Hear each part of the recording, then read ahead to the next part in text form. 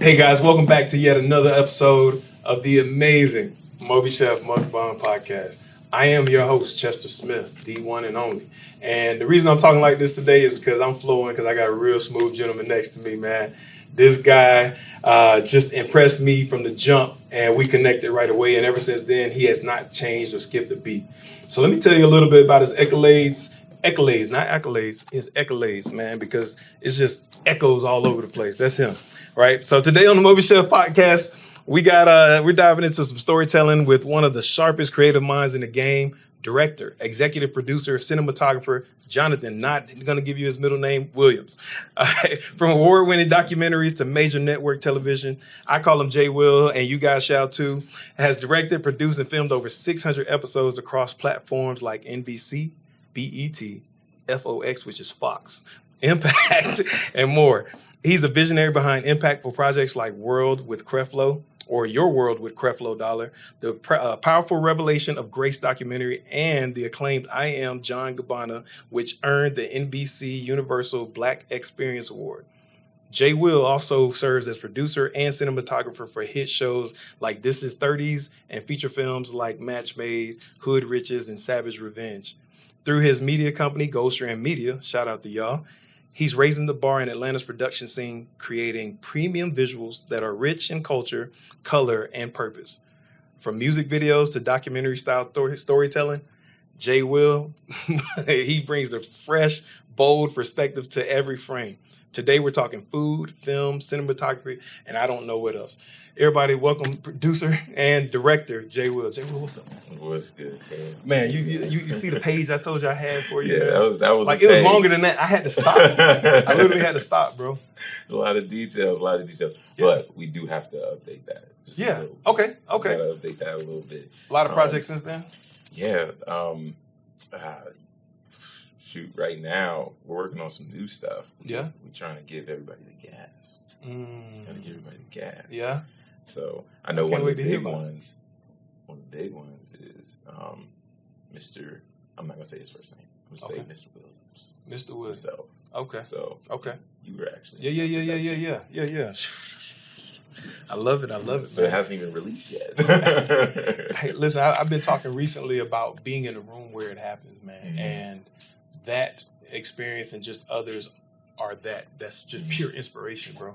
And to just know that, hey, I've become a percentage, a small one of those small numbers that have been able to experience something like that. Just amazing. I was honored and humbled, you know. So good stuff, man. So I have an icebreaker here. You're a Florida boy, and I'm about to see if I have to revoke, that status from you. I'm a Florida boy. Although you're from North Florida, it's all good. I'm North Side. You know. But it's one question I ask everybody. All right, and it's a big one. You ready? Yeah, talk to me. Do you like salt or sugar on your grits? Ooh, that's a rough one. This is very controversial. Yes, it is. It's not salt or just sugar. Okay. It's brown sugar. Specifically dark brown sugar. That is a first. We do dark brown sugar on our grits. How? Why? I don't get it. I don't even know how it started. Uh-huh. My pops is from Arkansas. Okay. The sticks of Arkansas. Yeah. Okay. And then my mom is from Texas. Mm-hmm. Their diet is really interesting. Mm-hmm. But we just do sugar grits. But the brown sugar. It's the brown sugar. That's a new one. That's something that almost makes me want to say, what does that taste like? Like I can imagine sugar and stuff like that, but brown sugar and grits. I do that in oatmeal. Brown sugar and oatmeal, but grits is just like, I don't know, man. I don't even know how it started. My pops was just like, we doing brown I can't sugar. even say that's a Southern, that ain't even a Southern thing. Like, that's just one of those things, like, I just want to be different, so I'm going to throw some brown sugar on here, and just to mm-hmm.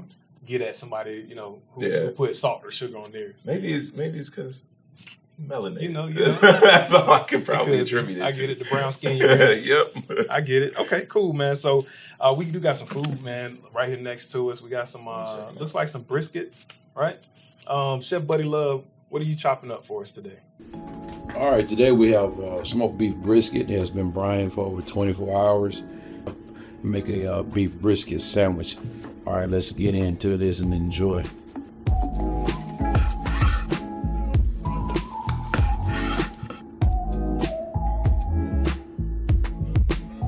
And there you have it. Smoked beef brisket, Buddy Love's way. And if you need me, a chef like me, always check out MobiChefOfficial.com. Hey, Buddy Love, thanks for that. As always, you hit the mark. I smell this brisket. I tried the sauce that you gave, so that you mentioned, and I'm looking forward to tasting it. Are you, man? You want to give it a shot on it? Definitely. Let's get a little bite in. What you got? Check this out. I see you got a little sauce in here. That is tender.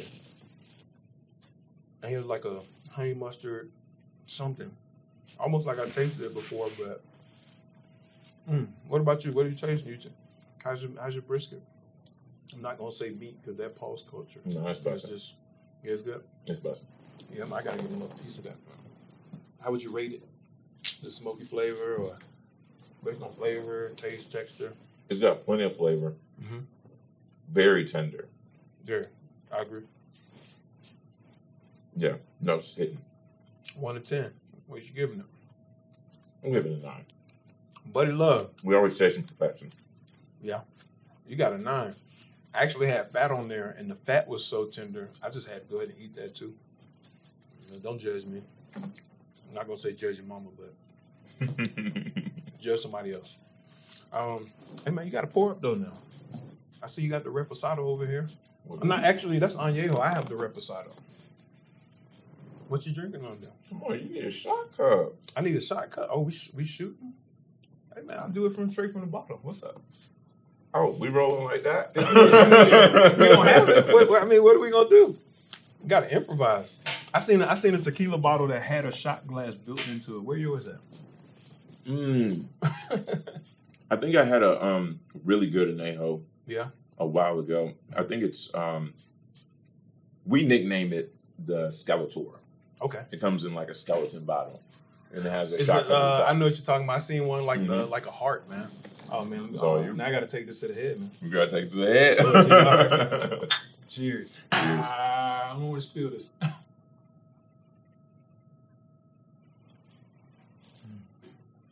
I smelled it right before it hit. Smooth. Oh man, Smooth. Guys, y'all seen me do something I'm not going to probably ever do again on TV. What would you call that? If you had that, what would you pair that drink with? Or do you just take Surprisingly, it actually pairs with the brisket like solid. It does. I just had an extra piece of brisket right there. I did too. I was like, that drink. Yeah.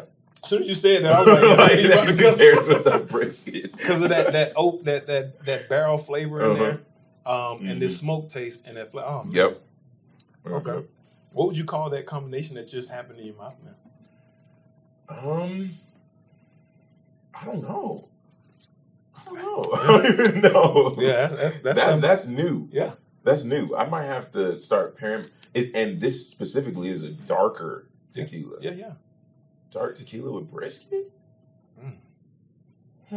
Hey, comment below. Tell us what y'all think. Just Dark discover tequila and brisket, bro. That is diabolical, to say the least. All right, so now you telling us you the 600 episodes that you recorded. That's old news. Is that what you're saying with that? Yeah, that's So what that comes from? That's a big number, man. How's that old? I've only been doing this for quite some time. I get it. For quite some time. Yeah. It's not something that I've ever I don't focus on that. Right. I don't focus on the accolades, the awards, and the recognition. Right. That's not my mission in why I'm in media to begin with. A lot of my experience has come because I've been in studio. I've been in studio production since I was 12. That's not even like a. What? That's not even like a joke. So tell me give me the origins now. Give me the JWill origins now. What got you into media? I know you said 12, but what was that thing? It was really my parents. My parents had a studio and a church down in Florida, where we're from, and they were on television. And I was playing the drums, I was in music and different things. But one of my father's elders wound up PCSing after the war started. This is PCS, and that's the military term, I know. Yeah. He PCS'd after the Trade Center and 9/11, and then a lot of basically their ministry and studio was right outside of the gate of Herbert Air Force Field. Oh, wow. Yeah. Herbert Air Force Field. And a lot of them started PCSing, and it left a lot of gaps in their business. So I wound up just looking over their shoulder for a while, and I was like, I can do that. That's not bad, man. Yeah. So after that, you were looking over their shoulder. When did you actually get behind the camera and start recording on your own? Right after that, I told them, I was like, I can do that. Yeah. And he was like, you talking about you can do that.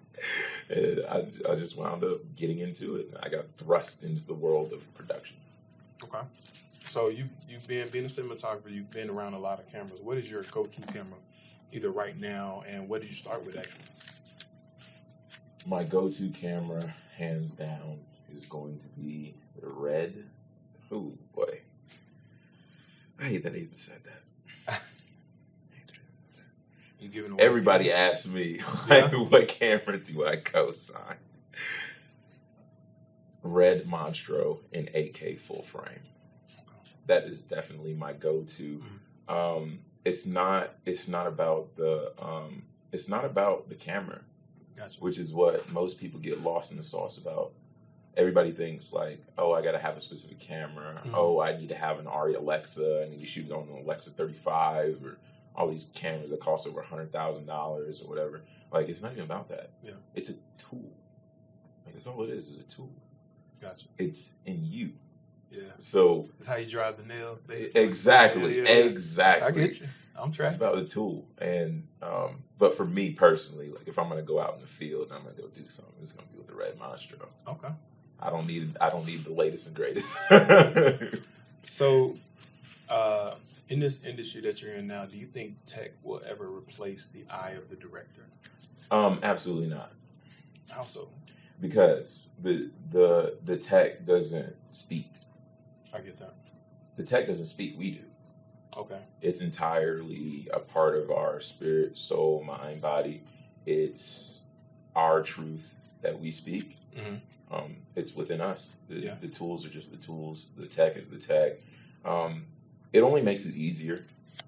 Like, even like with AI, like coming into full-fledged, it just makes everything easier. It automates the process. It simplifies things. But overall, like, it too is a tool, right? It's all a tool. Right. It's a crazy tool. It is a crazy tool. It's a crazy tool. It does some things, man. I went down a couple rabbit holes with AI, and I still do. And sometimes I'm up, wee hours in the morning, just like, I can't believe I just saw that. We all saw iRobot. Yeah. We know what's going to happen. I think, didn't Elon Musk just say he has a robot or something coming out? Yeah. I don't know. I heard about it. But I didn't hear about that one. Yeah. People are saying something about a robot through Tesla or something like that. I don't know. I would doubt it, because I know that Elon, he knows what's going on. So he would definitely start moving his business in that direction if you want to take advantage of the opportunity. Do you think that part of his time while he was in the White House and his tenure there, do you think that he got some data that he needed to kind of move along and saw some things that he may or should not have been privy to? I got a question for you. Ooh, shoot. I got a question for you. Okay. So you know that Elon and Trump broke up, right? Right. Big breakup, right? That was a big I feel breakup. like we called that in a conversation or something at one point. Did they actually break up? Publicly. Yeah. I'd say that. I mean, I saw that coming, like with the president and what he, how he's been with people and how he keeps people around him and how quickly they go and how he moves through people. I saw that part coming where it was like, okay, well, he's not going to like him much longer. But that's something to think about. Did they? And if not, what's going to look like down the road? Like, are they going to pop up and say, surprise, we got you? I'm not going to ask you more. So I'm going to switch gears, man. I want to ask you some food questions now. If food were a metaphor for storytelling, what kind of dish best represents your directional style? Food, that's a hard question. Yeah, it is. You gotta dig. It's just a dish that would describe your style. Like, think about an adjective for a dish that says, like, okay, well, pizza. I got you. Yeah. Spicy. Bison? Spicy. Spicy. Okay. A spicy dish, or just spicy in general. Mm-hmm. Yeah. How's spicy. How's that spice over here, by the way? Spice is good. Yeah. Okay. It's good. It's hitting right. So how does spicy? What would make you describe spicy that way? I like everything hot. Yeah. That's like my whole.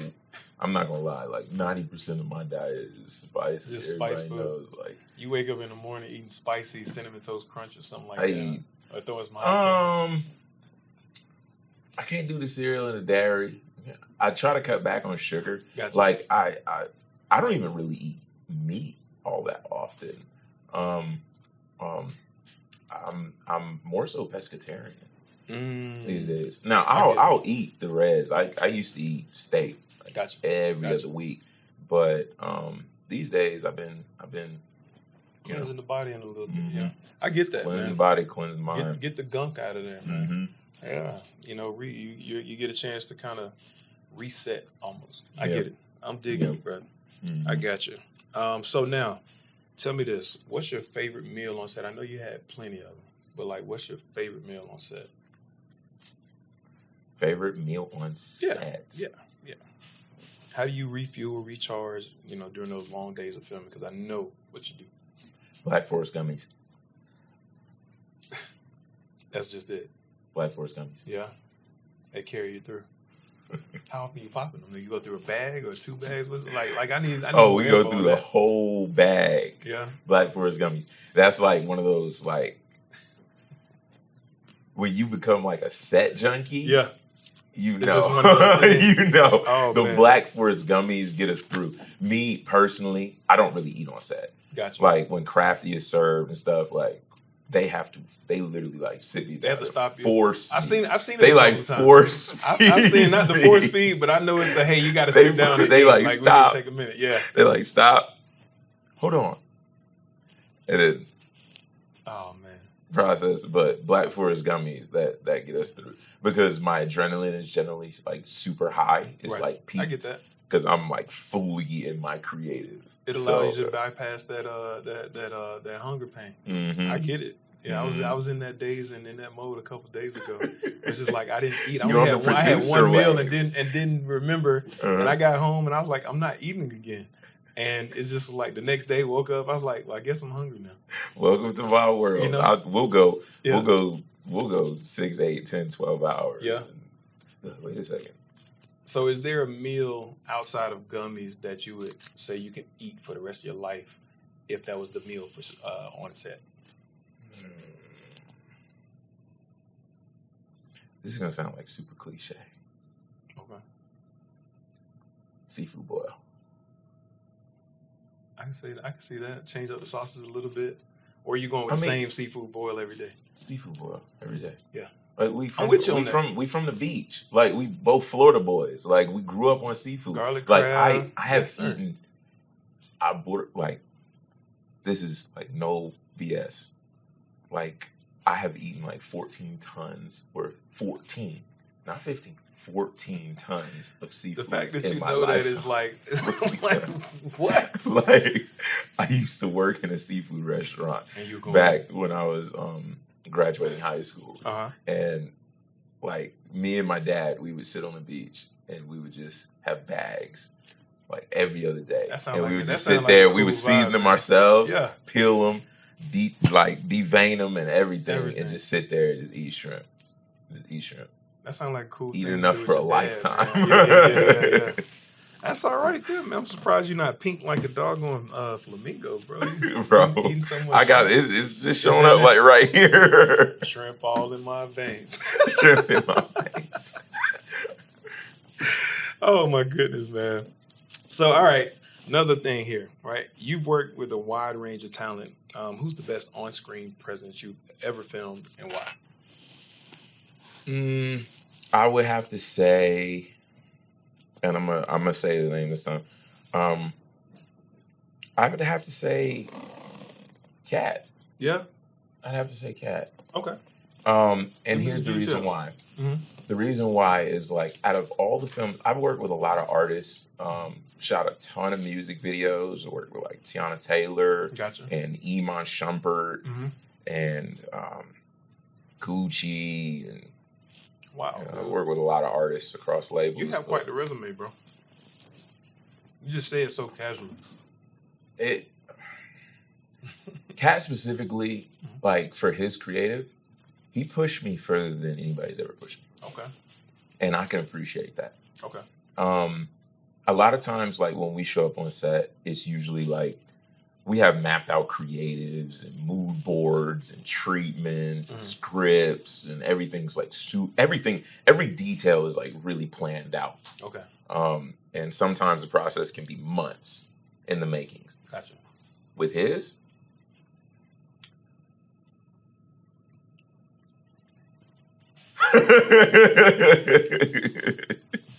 Yeah. So does it push you or challenge you in a different way? Is that why you would say that, or what?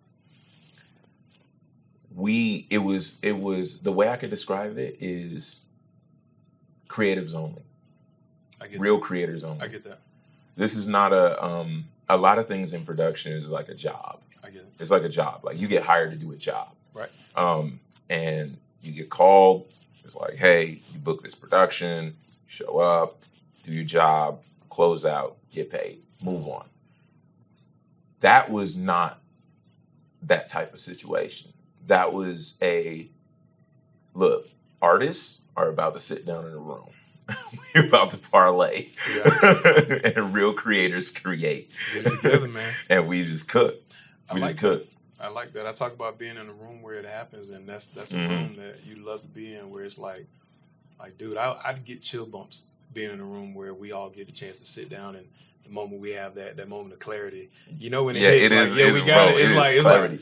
It's like, dude, did we just do that? And it's like, yeah, hell yeah. Let me give you a story. So like one of the days that we were on production, we were in, because this movie in particular, we've shot this joint across the country, but we were in Atlantic City, New Jersey.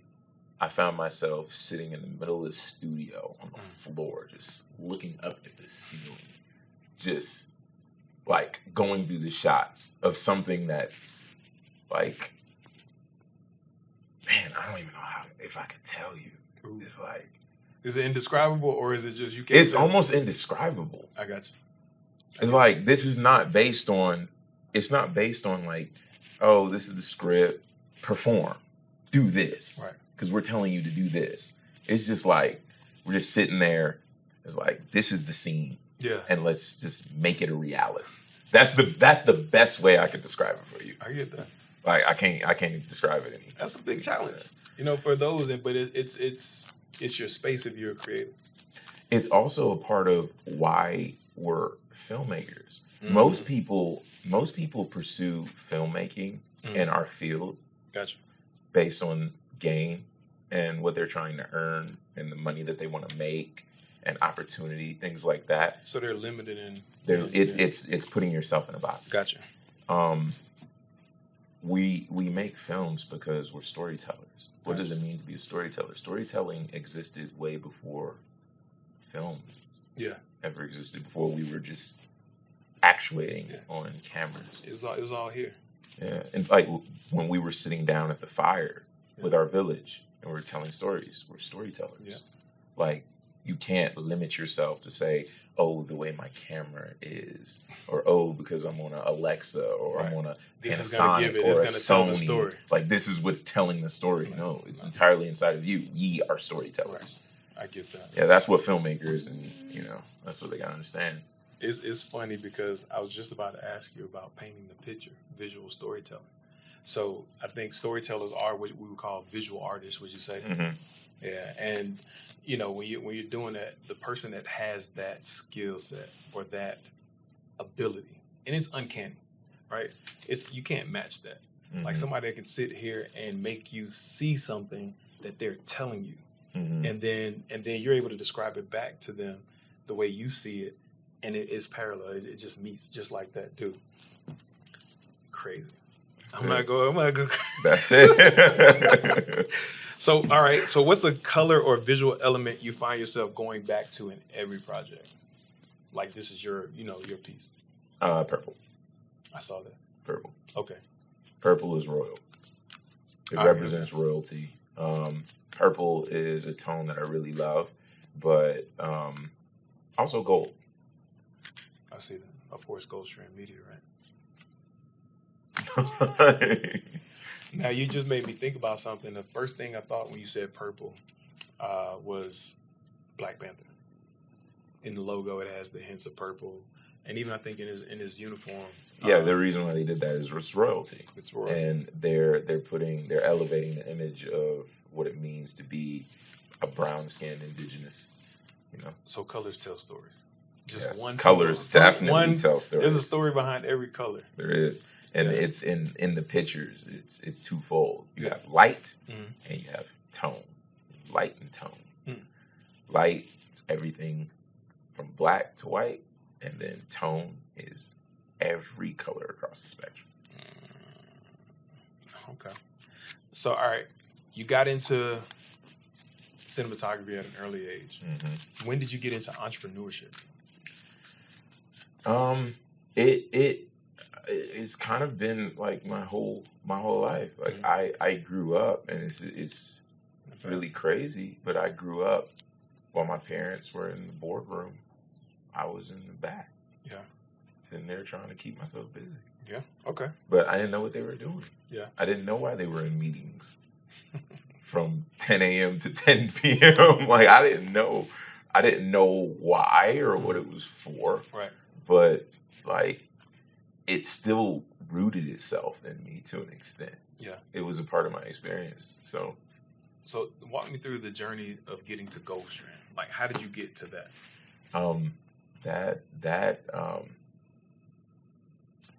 I would have to give a very big ode to one of my mentors, Damon Davis.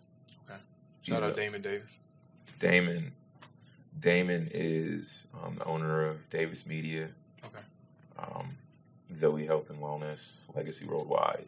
He is a media company that has done crazy things across, the domestic and international markets. But he taught me a lot in the world of media, like how to create shows, how network deals take place. He sat me at the table while he was negotiating major deals, and I got to sit there and watch, everything that he did. And he saw my experience just coming out of Florida under my parents. Like he picked me up, and I had the opportunity to just basically learn everything inside of his studios, and he gave me all of his studios as a playground to explore. So would you venture to say that mentorship is a key to success? Yes, it is a key. It's not the only key, but it definitely is. There's a lot of other keys that you get to there. I think the way I would describe it is it's either direct or indirect. I can get that. It's direct or indirect. Yeah. Officially, I wouldn't say I have a mentor or I've ever really had a mentor. Mm-hmm. I just, when I got in certain positions, I took advantage of the opportunity, even if it was in... You would keep going. My tequila just dropped on me. Jeez, man. It might not want to be in this cup anymore, so maybe I need to drink a little bit more. I'm sorry, Mr. Tequila Man. Shoot, let me I'm add sorry, mine. Mr. Tequila Man. Jeez. He said, hurry up and drink me. That's what I heard when it dribbled down my shirt, man. Hurry up and drink me. Jeez, let me get another drink just so it don't happen again. Golly. I'm sorry. He got me, man. You good. He got me. He said, I want my little 2 minutes of fame. I think, that's one thing that a lot of people don't connect to is mentorship is not necessarily like, oh, I'm your mentor. Right. So now you're my teacher, I'm your student. it's not always as formal as that. Sometimes you get an opportunity to be in an environment to where you can learn something that you otherwise didn't know or wouldn't have come across. I get that. And it's entirely up to you whether or not you take advantage of the opportunity or you walk away. Yeah. And even like when I was under Damon, it was very indirect, but I understood what he was doing. Like I walked away, like I worked for Apple. I was an engineer with Apple. Mm-hmm. I was one of the managers. You remember OG Fries? No, I never heard of OG Fries. How long have you been in Atlanta? Long enough to not know about OG Fries. Fries Electronics was like, that was like it was basically like a Circuit City. Like FRYES? Yep. I've seen it before. Still exists, but it's more so on the West Coast. I've seen it before. I just haven't, like, I haven't been in a store like that or anything like that, but. You remember Circuit City? Yeah, Circuit City. That's where I actually gained my love for computers and Circuit City was like that was it. We grew up, but most people don't even know what Circuit City is. Yeah. But Fries is like Circuit City times 10. Word. Yeah, it's definitely like Circuit City times 10. But like after that, I got picked up with him and I just moved on and took the opportunity and was like, you know what, I'm just gonna absorb everything I possibly can so that I can, you know, figure out exactly what it is I want to do. And I didn't know what I wanted to do. I just was like, you know what, let's figure it out. I get that. With touching on that point of mentorship, that's something that I've seen. I'm more of the finding a distant mentor instead of directly plugging in. It's an indirect for me where I just look at a lot of different people and I observe them. I see what they're doing and I take their gems and their key points. One, because sometimes it's a little tough to, humble yourself and go and say, hey, I want to hang on to your coattail. And that's not my problem. I don't have that kind of pride, but it's just like you got to go through that process if you want to have that direct mentor as opposed to, hey, I could just sit here and watch you do your thing and I could probably pick up the same stuff. Now, there's small nuances that you may miss, but, of course, I think either way, as long as you can say that you have somebody mentoring, because I'm always able to reference, hey, a guy, somebody told me a long time ago, whether I saw somebody saying or something on Instagram or a post or something, it's still mentorship to me. Everybody is hanging on to a coattail to some extent. Yes.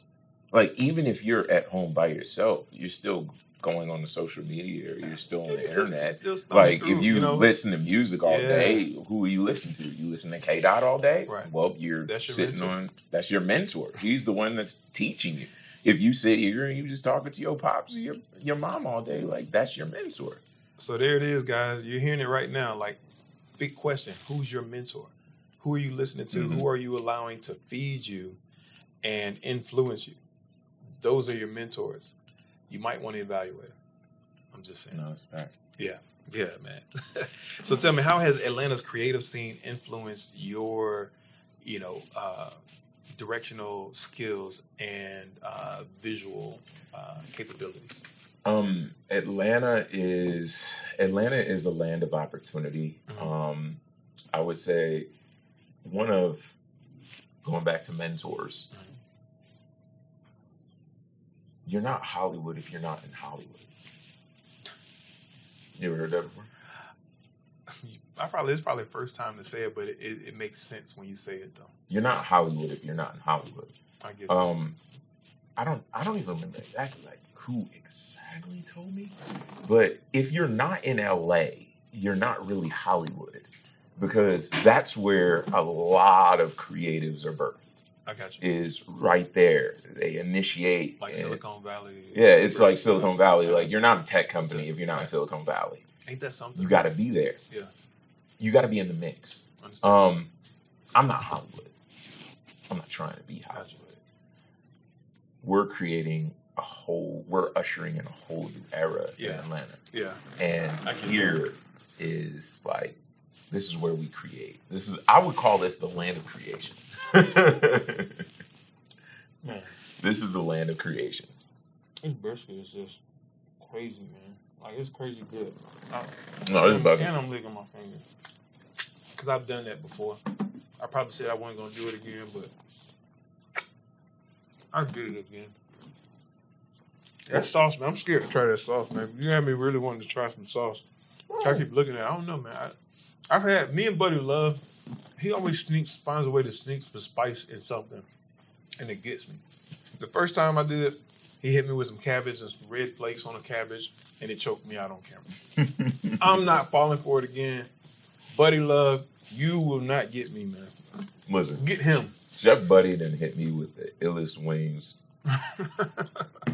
If you need to get you some all flats, cook hard, all wet, bro, Chef Buddy Love.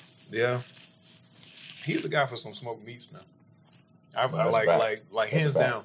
I want to pit him against another company that I know of. Shout out to CC's Barbecue. Right? I want to pit him against them, not in a bad way, because I think we have a way of doing that, right? We pit all of our Black successful people together, like which one, if one had to go, which one you choosing? I do not like seeing that. Stop it. Kill that culture. Because we need to say, you know, how many of them, if you had $5, which one would you keep, so to speak, or something stupid. Yeah. I don't know. Probably sounds like the same thing, but stop trying to get rid of our greats. Like, let's keep them all. Why not? You know what I mean?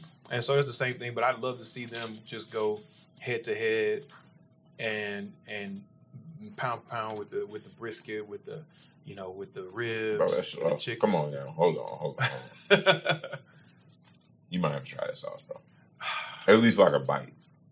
Y'all want to see me do this? Come on, bro. Lord in the morning. Lord in the Lyndon got you some napkins. Come on. I was gonna actually. I'm good. I was gonna do a little wham. All of a sudden, the boss water comes out of nowhere. Like, bro, you gotta do it. You gotta do at least one. All right. So I got water here now. So, all right.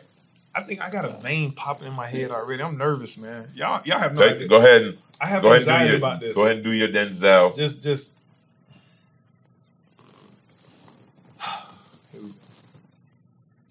I think that was too much. That sauce hit. I think that was too much. That sauce hitting.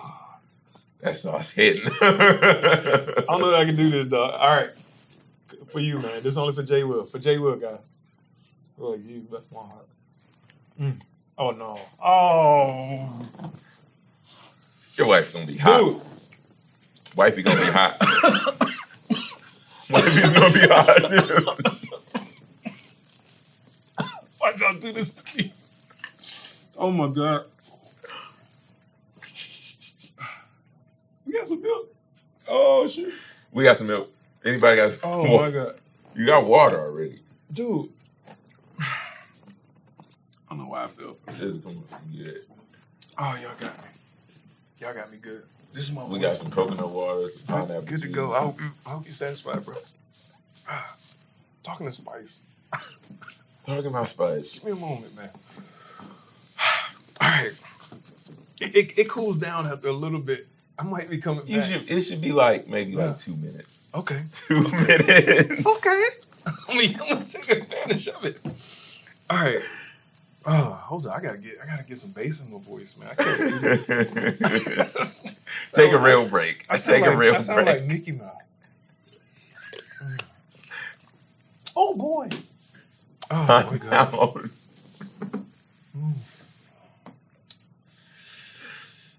Yeah. I'm over here laying off my fingers. Like, I am not touching that shit again. That's not as bad as a habanero. That habanero surprised me. It came up on it like the juice of the habanero just. Wait, this has habanero? Nah, I don't know what this is. We're gonna have to find out. Talk to me. All right. So what's one thing fake about the film industry that people outside don't understand but needs to be said, bro? That's a really good question. A lot of stuff is scripted. A lot of stuff is scripted. Not this though. Not this. No, this is definitely unscripted. I didn't read your notes, by the way. Yeah. My bad. I keep them away. Like, they don't need to see them. No, you actually sent them to me. Those notes. I sent these notes. No. I played keep away. Can't keep running away. Yeah. So you don't know what's coming up. I like it though. Off the cuff. I would say people don't know that a lot of stuff is scripted. A lot of people be operating off a script. Yeah. Ooh. Tell them that though. What they be doing? They operating off a script. It's a program. Ain't that something? But you know what? That is a what do they call it? Nod to a system. Would you say? You are now watching your regularly scheduled programming. Yeah. And once you have a system in place, you just keep duplicating that same system over and over again, because guess what?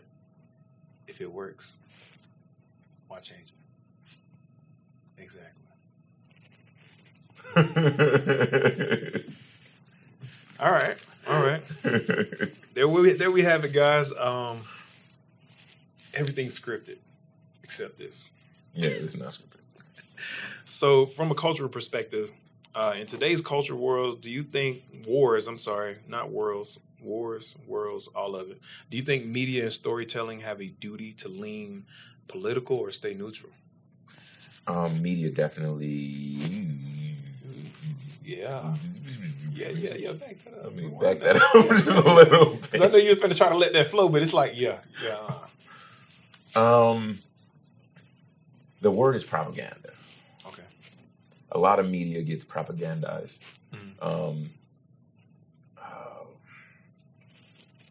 It can easily be used a certain way to fulfill a certain agenda. And the crazy truth is everybody has an agenda. Right. Everybody has an agenda. I believe if you're trying to make money, if you're trying to get famous, if you're trying to, this pepper blowing me do up. whatever. You good? It's in here now. It migrated. Yeah. It's migrated. Shout out to Voss. You might actually need some help. Yeah, man. I think I'm gonna be all right. It's just as it moves, it's like, gotcha. It just pops back up on me. I'm sorry. This is a serious moment because it's about politics and different things. But I'm sorry. You continue, bro. I'm sorry. No, you good. Oh man. It's a lot of stuff gets propagandized because everybody truly does have an agenda. What is somebody's interest? What are their aims, goals? What are they trying to achieve? And it's always different. But can you peep game? Yeah. And you just gotta.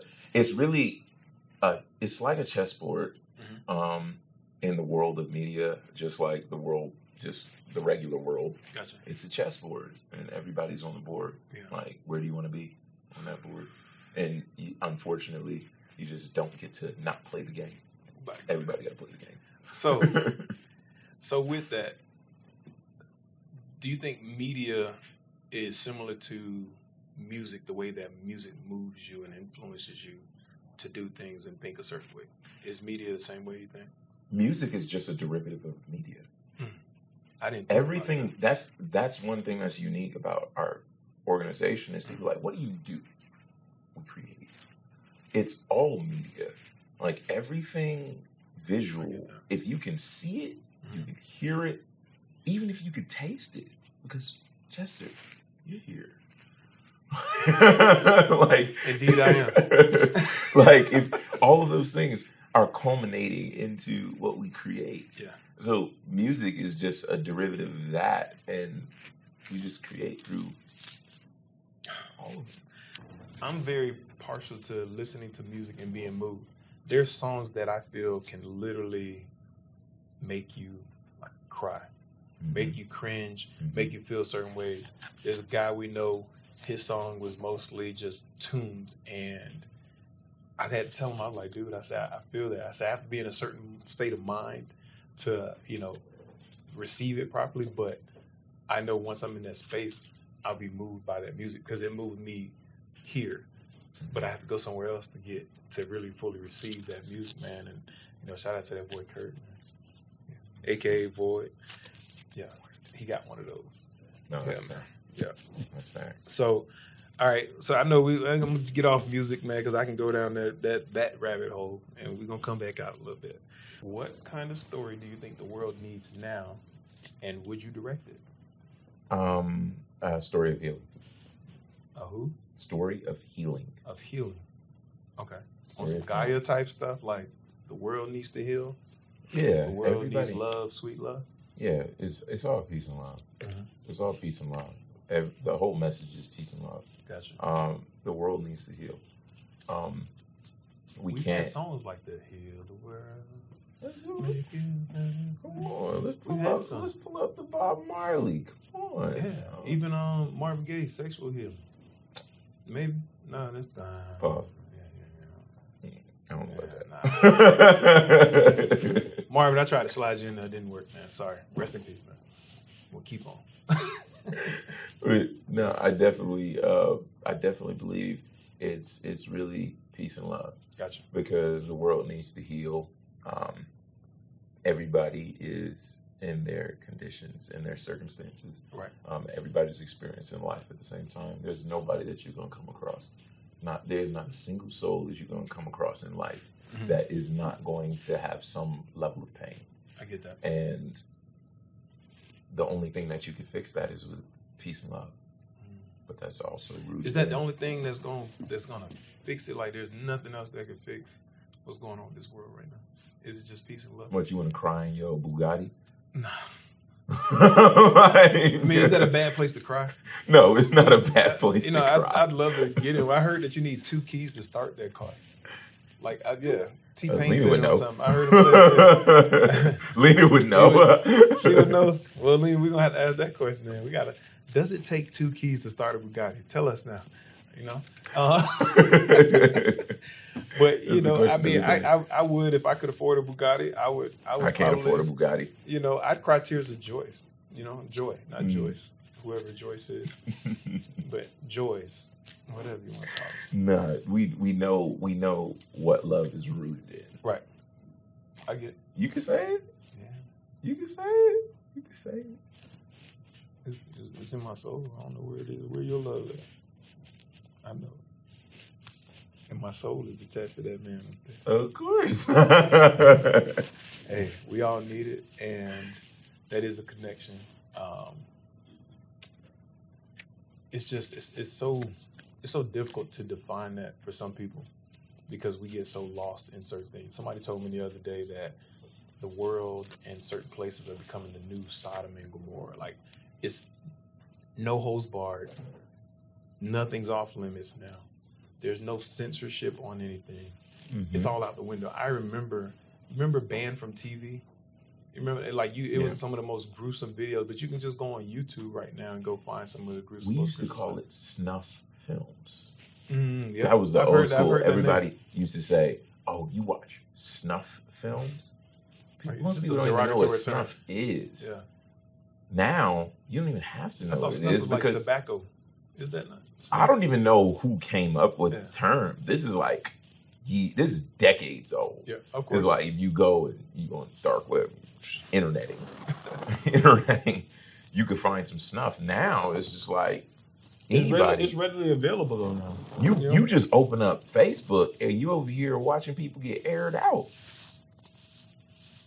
Like that's just like the world now. But the crazy thing is, desensitized though. That's the problem. It's a desensitization. It's not like it's new per se, because this has always happened. People have always been in conflict. We just have more access to seeing. We just have more access to seeing updates, it, and the media is perpetuating it. And they can't control it though. You can't contain it, not control it, but you can't contain it. You can't contain it because it's democratized. Right. Democratization is just like everybody having access to creation, and being able to produce whatever they want to produce. Yeah. So you have a voice. Would you direct that love film? A love film? The film of healing. That's what you said. The world needs healing and love. Would you direct that film? Absolutely. Like if I was in a perfect world, which we don't have, I'm just, I know it's cool to see some people run around and get bagged,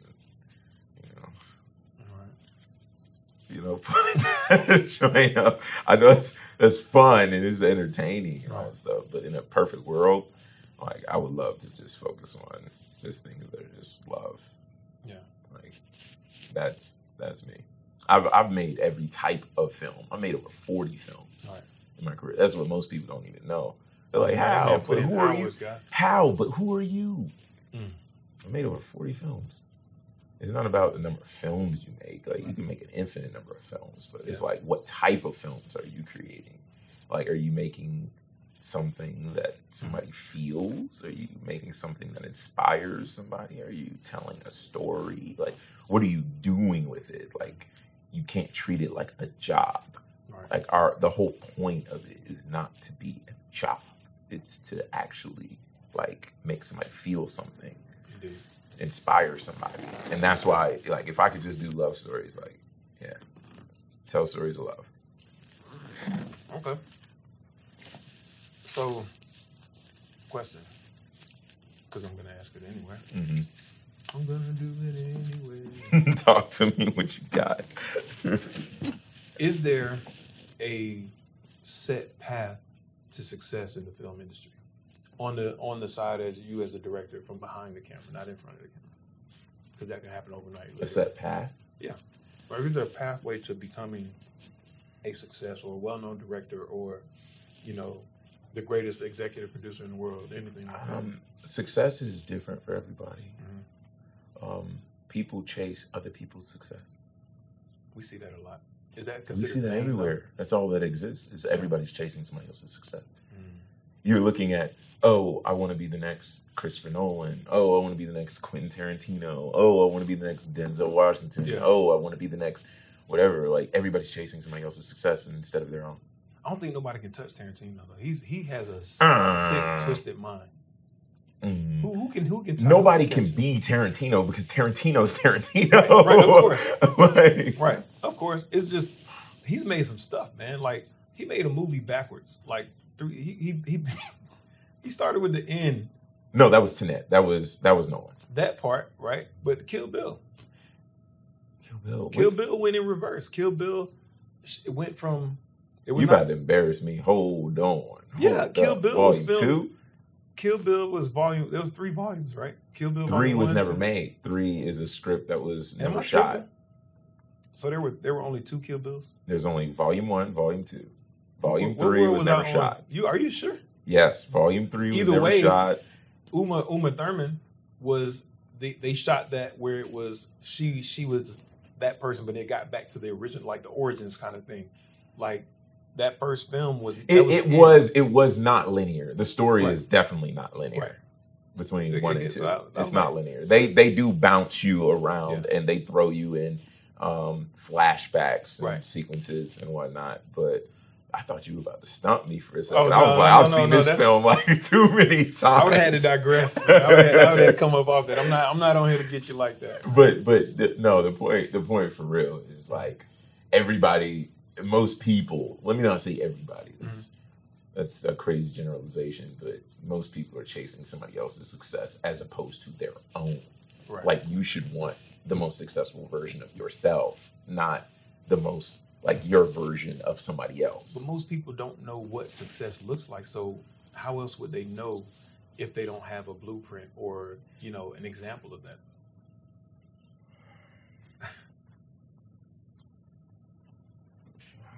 That's a difficult question to answer because everybody's given a different deck of cards. They are. I get everybody. Like, how do you compare like the kid who gets $1 million from his pops, and we know who he is, right, versus the kid that grows up in Zone 6? They didn't ask for that experience. Right. They didn't ask for it. They were born into it. They were born into it. Like, why should one get certain places and access to certain doors and the other is, you know? I understand that. So, I mean, there's just, and it leads back to, we only see what we see. We're only subject to what we see. So if this person, this singer, this film producer, this director, this actor, this, you know, mogul, if this is all they see, that's all they can chase, right? Yeah. Like, I came up in South Miami, and down there, being a quote-unquote dope boy was an actual job. You got to tell me about that, too. I can't let you say that out loud, and I got to call the people off you because you can't say that out loud and not expect somebody to come pull up on you. You hate Miami. I hate Miami. What happened? Give me a specific on that. What happened? Can I be honest? Yeah, please. Brutally honest. Yeah. Miami got too much cameras. I would see so. I mean, Atlanta has the same. I think Miami might have like quadruple the amount because they got to find a way to afford to live down there. Everybody driving a freaking Lamborghini or renting them. Everybody, everywhere. Right. Especially you in Brickell. You're going to sit in Brickell for 5 seconds, you're going to see somebody pull up in a double R. Dude, it used to be mopeds was the thing. You had a moped, you can get any girl you want down there. Mm-hmm. Now, you go rent the Lambo, you were special. But now you see the Lambo is the low. The Lambo is like, that's entry level. Right. That's entry level. They put those on water now. Like you can go rent a Lambo jet ski or whatever that's called out there and just drive a Lambo on water now. Crazy. No. So Miami full of scammers. You want me to tell my story? I think you should. I mean, people want to know about that. Like you can't just say, I hate Miami. Miami full of scammers. That's two things, right? That's two strikes right there, bro. We need something solid. So we need a story. Why did I get caught up in a parking garage?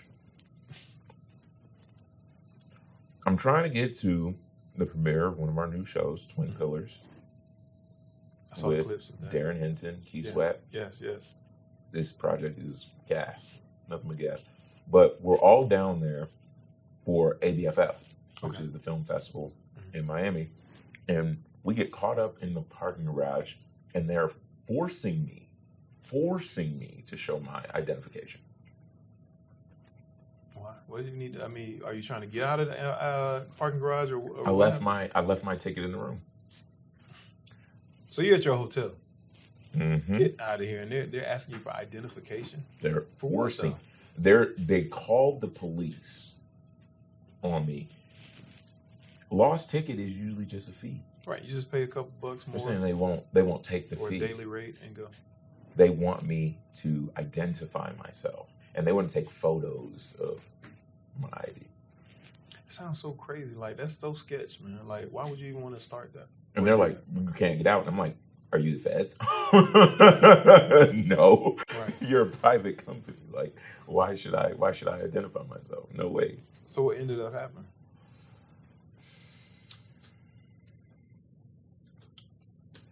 I had the girls with me.